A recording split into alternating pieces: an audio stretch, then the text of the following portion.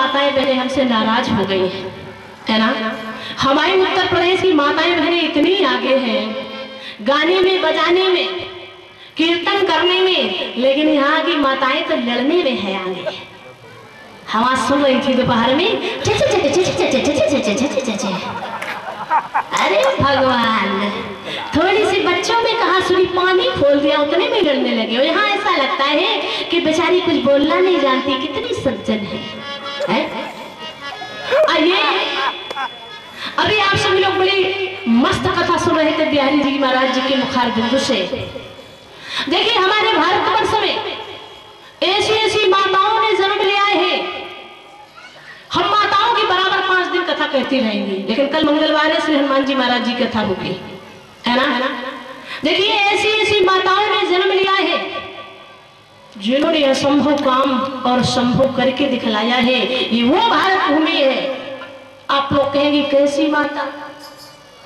इसी समाज में द्रौपदी बैठी हुई है, इसी समाज में सती सावित्री बैठी हुई है, इसी समाज में सती अनुसुईया बैठी हुई है, मदानसा बैठी हुई है, गार्गी बैठी हुई है।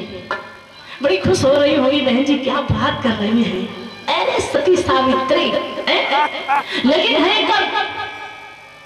जब इस तरीके का कार्य हो।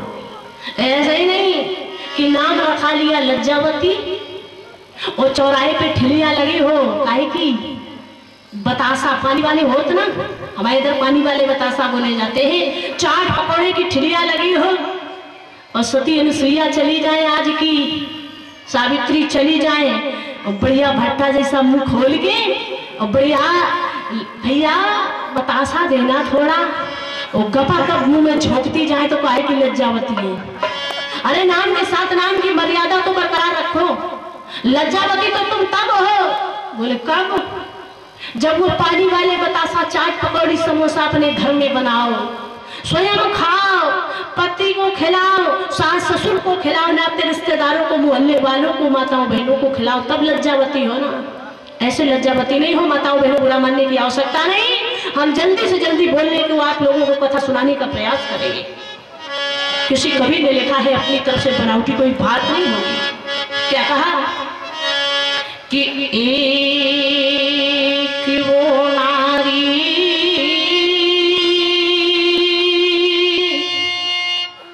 जो त्रैलोकी को बना के पूत, वो द्वारिया पुणे कई पालना झुलाती है।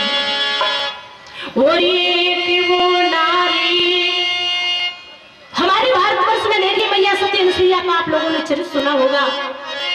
ब्रह्मा विष्णु महेश तीनों देवताओं को अपने दरवाजे पे पालना डाल करके और झुला दिया था। देखिए, हमारे भारतवर्ष की देवी कितनी महान है। हमें एक बात याद आ गई, स्वामी विवेकानंद जी महाराज जी को आप लोगों ने तो सुना ही होगा। वो अमेरिका पहुंचे और अमेरिका में कुछ दिन रहे।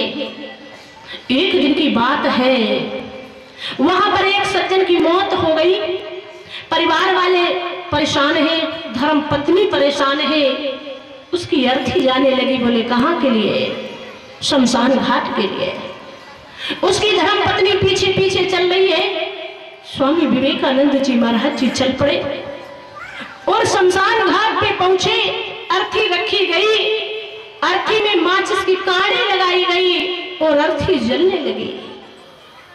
और जब अर्थी जल करके राख हो गई तो उस पत्नी ने, उस स्त्री ने एक पंखा लिया, बिजना लिया और पंखे से हवा करने लगी। स्वामी विवेकानंद जी ने कहा, एक बात ये बताओ, तुम्हारा कौन था? उस स्त्री ने कहा, मेरे पति थे। अपनी भाषा में समझा कर कहा, मेरे पति थे। स्वामी विवेकानंद जी के बाद दिमाग में खटक गई, हमारे भारतवर्ष की देवी महान थी, लेकिन यहाँ आने से पता चला कि अमेरिका की देवी हमारे भारतवर्ष की देवी से ज्यादा महान है। कहने लगे, एक बात ये बताओ कि तुम इसके ऊपर पंखा क्यों घाल रही हो? तुम हवा क्यों कर रही हो? उस स्त्री ने कहा, सुनो, तुमको ये जानकारी नहीं होगी मैं पंखा क्यों कर रही हूँ। स्वामी विवेकानंद जी ने कहा, मैं वही तो जानना चाहता हूँ। उस स्त्री ने कहा मैं पंखा इसलिए कर रही हूँ कि ये कितनी जल्दी राख ठंडी हो जाए, कितनी जल्दी राख उड़ जाए, मैं दूसरी शादी करूं, मैं इसलिए पंखा कर रही हूँ।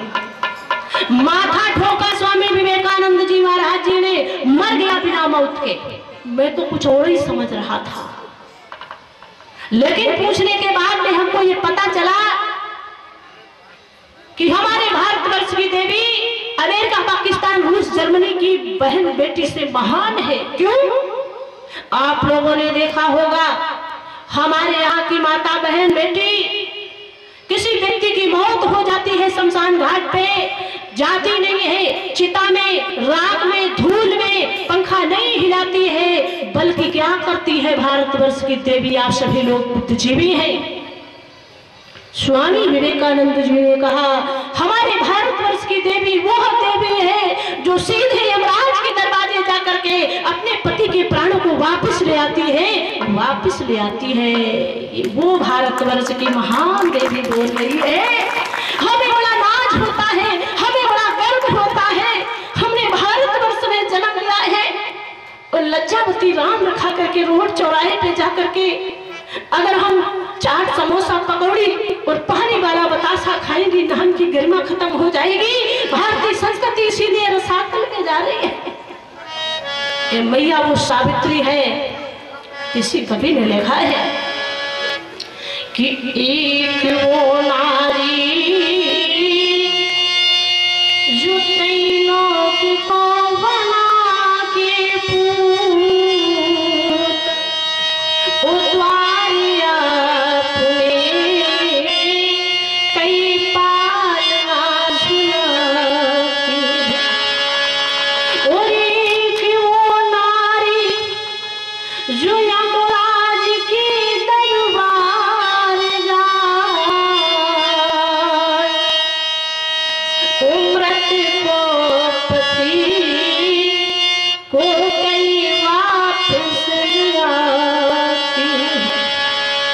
सावित्री। और एक वो नारी जो जन्मते ही पुत्रन को और ज्ञान का पाठ पढ़ा और जंगल पठाती है। सुतोषी पुतोषी निरंजनोषी संसार आया परवर्त जोशी। मदाल शाह वो आज की अम्मा तो कहने लग जाएंगी लला 10 बेटे हुए मदाल शाह के, 9 बेटों को जंगल में भेज दिया। तुम भगवान के चरणों के अनुरागी बनो, तुम भगवान के नाम के संकीर्तन, भगवान के नाम की माला फेरो। वो आज की माँ तो कहने लगती लला अरे चुपके भीतर बने रहा, जंगल जाओगे बच्चा रोने लगे ना, क्या कहेंगी? अरे लल्ला चुपके रहो, नहीं बिलौटा आए रहो, बगरवा आए रहो, हुआ आए रहो, है ना। और ये भारतवर्ष की देवी बोल रही है। एक कौन सी देवी है? आज अगर पति कह देना कि तुमको बेचना पड़ेगा, हमारे अपन बिछमे के लाने शादी करी तुम्हारे संग बड़े आए कहूंगे नेता। अरे देखिए श्रीमद् भागवत महापुराण का वर्णन है, क्या कहा जरा सुनो कि एक वो नारी जो पति की आज्ञा धर्म की खातिर कई काशी बिक जाती है। हाथ उठाना। आज कौन माँ बहन बेटी है जो अपने पति के ऊपर कोई मुसीबत आ जाए, आपत्ति आ जाए और कह दे कि हमारे अगर बेचने से तुम्हारी इज्जत बच रही हो तो हमें बेच दो।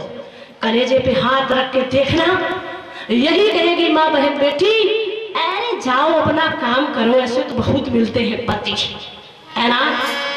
और ये माताओं बहनों की बात नहीं है, ये भाइयों की भी बात है। नहीं ऐसी तो बहुत पत्नियां हमको मिल जाएंगी। याद रखना, रामचरितमानस की कथा अगर सुनती हो तो तुम्हें सीता बनना होगा, तुम्हें राम बनना होगा और चलो राम के पद चिन्हों पर अब इतिहास बदलना होगा। ऐसा नहीं है इस कान से कथा सुनी और इस कान से कथा को निकाल दिया। मैंने बताया गीता है योग का विषय, श्रीमद् भागवत महापुराण है वियोग का विषय, रामचरितमानस है प्रयोग का विषय। जब तक हम अपने आचरण में नहीं उतारेंगे कथा हमको लाभ नहीं करेगी। बोलिए गोविंद भगवान की।